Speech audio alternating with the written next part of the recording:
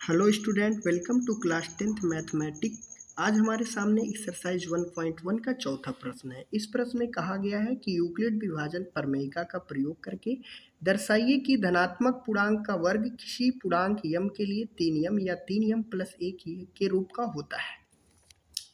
तो देखिए यहाँ पर कोई पूर्णांक आपको मालूम नहीं है, तो आप क्या करेंगे, उस पूर्णांक को a मानेंगे। माना a कोई धनात्मक पूर्णांक है और यहाँ पर जो 3 है इसी को आप भाजक बनाएंगे तथा भाजक जो है वो 3 है। अब अगर भाजक 3 है तो शेषफल हमेशा भाजक से छोटा होता, सो इसी वजह से 3 से छोटा क्या है, 2 है, 1 है, 0 है। तो r का मान 0 है, 1 है, 2 है। हमको दो केस लाने हैं, एक 3m और एक 3m प्लस 1। इसीलिए हम क्या करेंगे, एक बार r की जगह पे 0 रखेंगे और एक बार r की जगह पे हम 1 रखेंगे। तो आइए देखते हैं r की जगह पे जब 0 रखेंगे तो क्या होगा। r की जगह पे 0 रखने पे और b की जगह पे 3 रखने पर 3 रखेंगे अगर तो ये हो जाएगा 3 और q की जगह पे q, r की जगह पे 0, तो ये हो जाएगा 3q प्लस 0।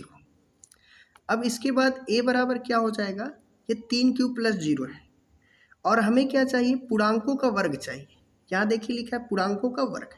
सो हम इसका क्या कर देंगे, दोनों पक्षों का वर्ग कर देंगे। तो इसका वर्ग करेंगे, इसका भी वर्ग करना पड़ेगा, 0 इसमें जोड़ेंगे तो कोई फर्क नहीं पड़ेगा, वही आएगा।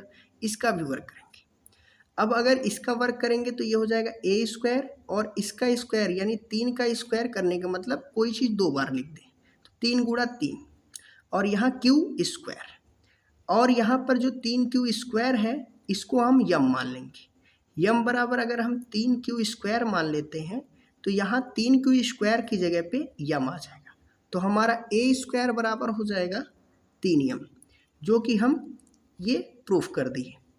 अब हम क्या करेंगे, r की जगह पे 1 रखेंगे। जब हम r की जगह पे 1 रखेंगे तो ये हो जाएगा a बराबर 3q प्लस 1 और हमें पूर्णांकों का वर्ग चाहिए, सो हमें दोनों पक्षों में वर्ग करना पड़ेगा। तो इधर भी वर्ग करेंगे और इधर भी वर्ग करेंगे। इधर जब वर्ग करेंगे तो ये हो जाएगा 3q प्लस 1 का वर्ग, वर्ग यानी स्क्वायर।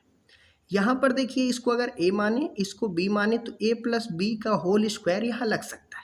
तो a प्लस बी का होल स्क्वायर यहाँ लगाएंगे हम लोग, तो a प्लस बी का होल स्क्वायर क्या होता है, a स्क्वायर है।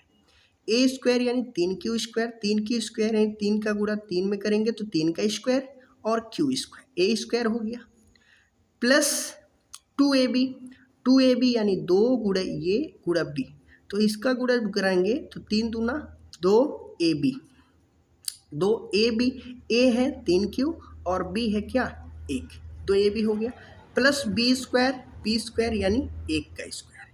अब आगे a स्क्वायर बराबर 3 गुणा 3q स्क्वायर और यहाँ प्लस 3 दूनी 6 कम 6, 6q और ये प्लस 1 का स्क्वायर 1। अब हमें देखिए यहाँ पर क्या लाना है, 3m प्लस 1 लाना है। 3 तो स्टार्टिंग में हमारे पास है ही, 1 हमारे पास लास्ट में, बट इसके जगह पे यम नहीं है तो हम इसको क्या मान लेंगे, इसको मान लेंगे यम, यानी यम बराबर हम मान लेंगे 3q स्क्वायर प्लस 6q।